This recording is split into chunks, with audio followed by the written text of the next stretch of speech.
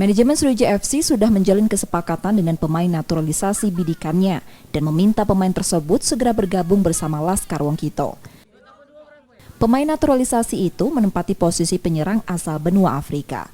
Laskar Wongkito rencananya masih mencari 2 pemain naturalisasi lain untuk melengkapi pasukannya. Pemain naturalisasi ini sebenarnya sudah jauh di sana, kita sudah deal gitu ya. Cuma tidak tahu agen pemainnya terakhir pemainnya sakit gitu. Tentu kita sudah komunikasi baik Coach Neil Maizar sama kita sudah ini. Ya sekarang artinya kita menunggu saja karena pemain itu kita butuhkan.